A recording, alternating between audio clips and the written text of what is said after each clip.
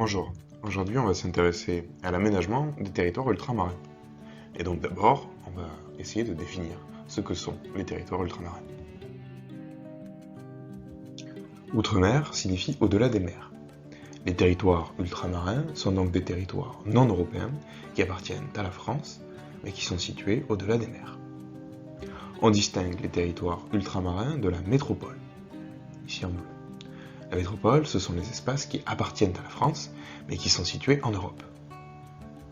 Les territoires ultramarins ont des statuts divers, différents. On distingue les DROM, départements et régions d'outre-mer, avec par exemple la Guadeloupe, la Martinique ou la Guyane, la Réunion ou encore Mayotte.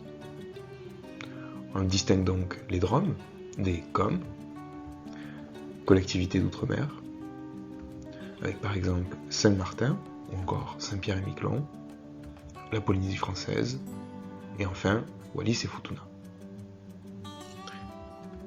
D'autres statuts spécifiques existent, comme pour les terres australes arctiques françaises, TAF, qui sont principalement dédiés à la recherche scientifique. Grâce à ces territoires ultramarins et à leur ZEE, zone économique exclusive, la France détient le deuxième plus grand espace maritime mondial. Dans ce chapitre, on va donc se demander quelles sont les spécificités des territoires ultramarins, ainsi que les spécificités de leur aménagement.